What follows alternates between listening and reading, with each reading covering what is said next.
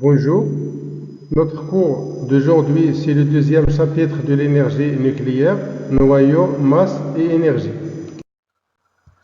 Grand 1, équivalence, masse, énergie. C'est la relation d'Einstein. En 1905, Albert Einstein postula l'équivalence entre la masse et l'énergie, c'est-à-dire toute particule de masse m possède une énergie E donnée par la relation suivante E égale m fois c au carré. E, c'est l'énergie, donc son unité dans le système international est le joule. Petit m, c'est la masse, l'unité c'est le kilogramme.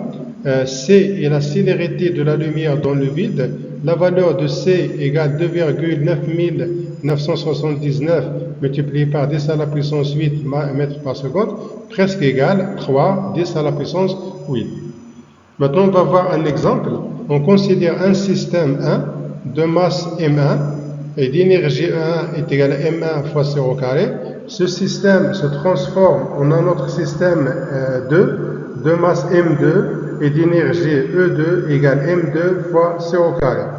Au cours de cette transformation, il y a une variation de masse, c'est-à-dire delta M est égal à M2, c'est-à-dire la masse finale, moins la masse initiale. Cette variation de masse correspond à une variation d'énergie. Donc, delta E est égal à E2 moins E1. Si on remplace E2 et E1 par leur expression, alors delta E est égal à E2 moins 1, qui est égal à M2 moins M1 fois C au carré. Alors, la variation de l'énergie delta E est égale à la variation de masse multipliée par C au carré. Donc, il y a deux cas. Le premier cas, si la variation de masse est négative, delta M inférieur à 0, alors au cours de la transformation, il y a diminution de masse. Donc, delta E, c'est-à-dire la variation de l'énergie, est négative. Par convention, le système libère une énergie au milieu extérieur. L'énergie libérée est égale à la valeur absolue de delta E. Le deuxième cas, si la variation de masse est positive, delta M est supérieur à 0, alors il y a augmentation de masse au cours de la transformation. Delta E est aussi positive. Le système reçoit de l'énergie du milieu extérieur. L'énergie consommée ou bien reçue est égale à la valeur absolue delta E. Deuxièmement, unité de masse et de l'énergie dans la physique nucléaire. Θ, l'unité de masse atomique. En physique nucléaire, on exprime la masse d'un noyau ou d'un atome en unité de masse atomique de symbole U et de valeur 1U est égal à 1,66054 multiplié par 10 à la puissance moins 27 kg. Type B, unité de l'énergie.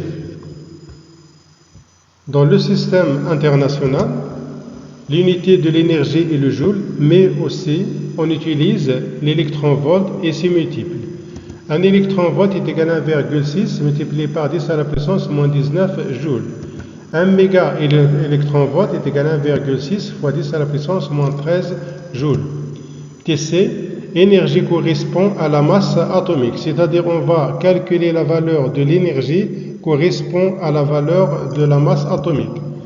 La question, détermine l'énergie de masse E pour une masse M est égale à 1U en joules, puis en méga électron-volt. D'après la relation d'Einstein, on sait que E est égal à 1 fois C au carré, qui est égal à M est égal à 1U, avec U est égal à 1,66054 multiplié par 10 à la puissance moins 27 kg. Alors, E est égal à 1,66054 multiplié par 10 à la puissance moins 27, c'est la valeur de U, multiplié par la valeur de C, c'est 2,9979 multiplié par 10 à la puissance 8, le taux au carré. Alors, la valeur de E en joules, c'est 1,49239 multiplié par 10 à la puissance moins 10 joules. Si on divise cette valeur par 1,6 10 à la puissance moins 13, alors la valeur de E en méga électron-volt, c'est 931,5 MeV. Alors E est égal à 1U fois C au carré, qui est égal à 931,5 MeV. Donc on peut déduire la relation suivante, 1U est égal à 931,5 MeV sur C au carré. Grand 2, l'énergie de liaison d'un noyau. Petit 1, défaut de masse d'un noyau. D'après cette expérience, on remarque que la masse des constituants de noyau est supérieure à la masse du noyau. La différence entre la masse des constituants du noyau et la masse du noyau s'appelle le défaut de masse du noyau. Alors, plus généralement, pour un noyau X à Z, Z c'est le numéro atomique, c'est-à-dire le nombre de protons, A c'est le nombre de masses, ou bien le nombre de nucléons. Le défaut de masse delta M est égal à Z fois MP, plus N fois Mn, moins la masse du noyau Mx à Z. Z c'est le nombre de protons, MP c'est la masse du proton, grand N, c'est le nombre de neutrons dans le noyau, c'est-à-dire c'est A moins Z, multiplié par la masse d'un neutron, moins la masse du noyau. Delta M est toujours positif. T2, l'énergie de liaison d'un noyau. L'énergie de liaison d'un noyau, c'est l'énergie qu'il faut fournir au noyau pour le dissocier au nucléon isolé. Alors, la définition de l'énergie de liaison est l'énergie de liaison d'un noyau noté EL est l'énergie que le milieu extérieur doit fournir à un noyau X à Z au repos pour le dissocier au nucléon séparé au repos. L'énergie de liaison d'un noyau est égale delta E est égal à delta M C au carré. Delta M c'est le défaut de masse, C c'est la célérité de la lumière dans le vide. On appelle delta E l'énergie de liaison, alors EL est égal à delta M fois C au carré.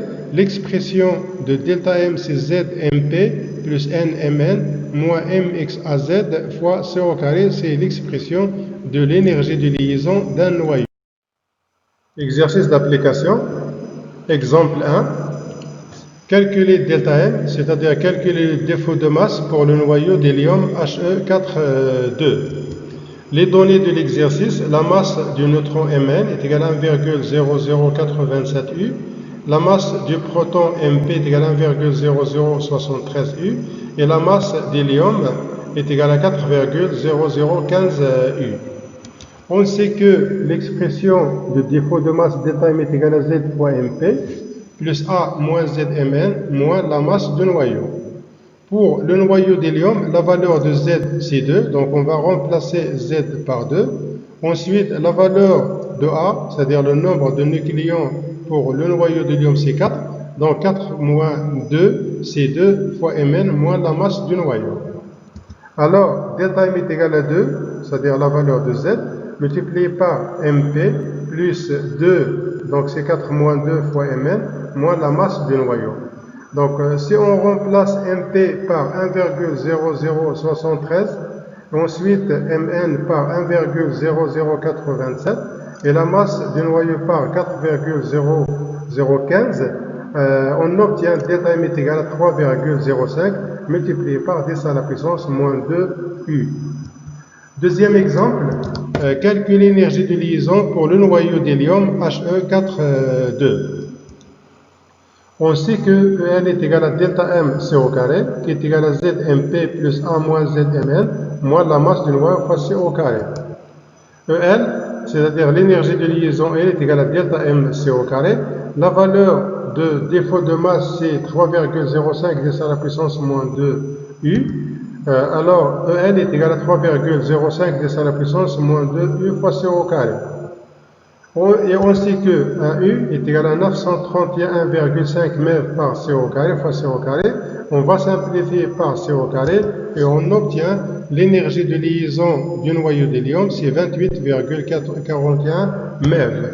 Alors, EL est égal à 28,41 MeV.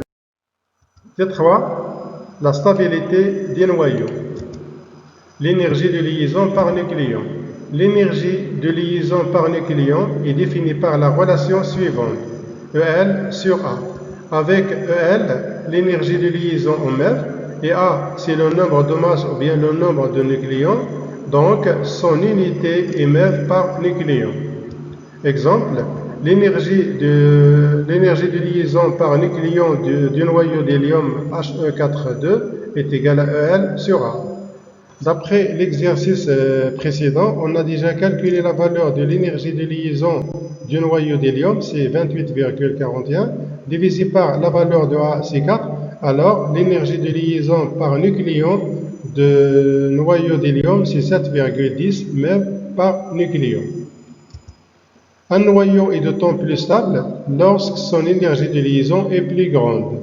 Exemple, on considère deux noyaux.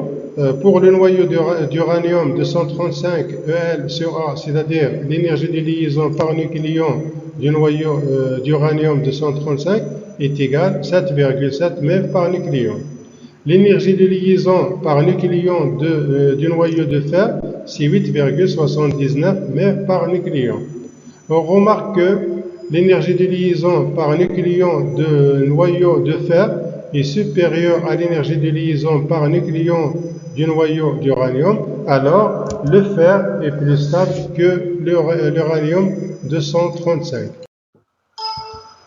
Type B, courbe d'instant.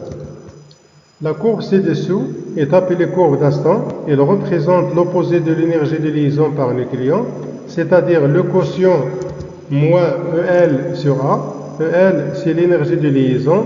A, c'est le nombre de nucléons. Donc, la courbe d'instant, elle représente moins EL sur A en fonction du nombre de nucléons pour chaque noyau. Cette courbe comporte trois parties, c'est-à-dire il y a des noyaux qui ont la valeur de A inférieure à 40. Ensuite, les noyaux qui ont la valeur de A est compris entre 40 et 195. Et les noyaux qui ont la valeur de A est supérieure à 195. Pour les valeurs qui ont la valeur de A est compris entre 40 et 175 sont des noyaux stables. Donc, c'est la zone de stabilité. Pour les noyaux qui ont la valeur de A, ce sont des noyaux instables et subissent des fissions nucléaires, c'est-à-dire un noyau peut se transformer en deux noyaux moins lourds et plus stables. Pour les noyaux qui ont la valeur de A inférieure à 20, ils subissent des fusions nucléaires, c'est-à-dire deux noyaux, par exemple, se fusionnent pour donner un noyau plus lourd et plus stable. Résumé. Petit 1. Les noyaux stables se trouvent dans la région OA et compris entre 40 et 195. Deuxièmement, les noyaux lourds ayant A est supérieur à 195 peuvent se fusionner pour former deux ou plusieurs noyaux plus stables. C'est la fission nucléaire. Les noyaux ayant A inférieur à 40 peuvent se fusionner pour former des noyaux stables. C'est la fusion nucléaire. Quatrièmement, bilan énergétique d'une réaction nucléaire. Petit 1, cas général. On considère une transformation nucléaire quelconque. X1 plus X2, ça donne X3 plus X4. Xi représente un noyau ou une particule. Le bilan énergétique correspond à cette réaction et delta E est égal à l'énergie de liaison de X1 plus l'énergie de liaison X2 moins l'énergie de liaison X3 plus l'énergie de liaison X4. C'est-à-dire, delta est égal à la somme des énergies des réactifs moins la somme des énergies des produits. Avec ELXI, c'est l'énergie de liaison d'un noyau ou d'une particule, XI, et delta E, c'est l'énergie de la réaction nucléaire. Donc, l'énergie libérée au cours de cette transformation et E libérée est égale à la valeur absolue de delta U. D'après l'expression de l'énergie de liaison d'un noyau, on peut démontrer aussi que delta E est égal à M de X3, c'est-à-dire la masse de X3, plus la masse de X4, moins la masse X1, plus la masse X2 fois C au carré. C'est-à-dire, c'est la somme des masses des produits moins la masse des réactifs. Dans le cas général, delta E est égal à sigma des masses des produits moins sigma des masses des réactifs. 3. Bilan énergétique de la fission. On considère la fission nucléaire de l'uranium-235 suivante. Uranium-235-92 plus un neutron, ça donne Sr94-38 plus Xe139-54 plus 3 neutrons. Les données de l'exercice, la masse d'uranium est égale à 234,99 1332 U. La masse SR est égale à 93,89 446. La masse XE, la masse du neutron. D'après la relation précédente, l'énergie produite au cours de cette réaction nucléaire est delta est égale la masse des produits moins la masse des réactifs. Les produits sont SR, XE et 3 neutrons, donc la masse SR plus la masse XE plus la masse de 3 neutrons, moins la masse d'uranium, moins la masse de neutrons. Donc on peut simplifier par un neutron, alors delta est égal MSR plus MXE plus 2 fois Mn moins M d'uranium. Si on remplace les masses par leur valeur, on obtient delta est égal à moins 0,18729 U fois C au carré. Et on sait que 1 U est égal à 931,5 MeV par C au carré. Alors, delta est égal à moins 0,18729 multiplié par 931,5 MeV sur C au carré fois C au carré. Alors, delta est égal à delta M C au carré qui est égal à moins 174,46 MeV, qui est inférieur à 0. Alors, au cours de cette transformation nucléaire, il y a libération de l'énergie. T4. Bilan énergétique de la fusion. On considère la réaction de fusion suivante. H21 plus H31, ça donne He42 plus neutron. On donne les masses des produits et des réactifs, la masse de H21, ensuite la masse H31, la masse des ions et la masse du neutron. L'énergie produite au cours de cette réaction est delta est égal à delta MC au carré. Delta M, c'est la variation de masse, c'est-à-dire la masse des produits moins la masse des réactifs. Alors, delta est égal à la masse des ions plus la masse du neutron moins la masse H21 plus la masse H31. Si on remplace les masses par leur valeur, on obtient delta est égal à moins 17,585 MeV. Alors, on remarque que l'énergie libérée au cours de la fission est supérieure à l'énergie libérée au cours de la fusion nucléaire. Petit a, cas de désintégration radioactive alpha. L'équation de cette désintégration est la suivante. X à Z, ça donne le noyau YA-4, Z-2 plus hélium, c'est la particule alpha. L'énergie libérée au cours de cette réaction est égale à la somme des masses des produits moins les réactifs. Donc, E est égal à la masse de la particule alpha plus la masse du noyau Y moins la masse de X multiplié par C au carré. Petit b, cas de désintégration radioactive bêta-. L'équation de cette désintégration est la suivante. X à Z, ça donne Y à Z plus 1 plus un électron, c'est la particule bêta-. L'énergie libérée au cours de cette réaction est E est égal à la masse d'électrons plus la masse Y moins la masse X fois C au carré. Le dernier cas, c'est la désintégration bêta+. L'équation de cette désintégration est la suivante. X à Z, ça donne Y à Z-1 plus un positron. L'énergie libérée au cours de cette réaction est E est égal à la masse de l'électron plus la masse de Y moins mx fois C au carré.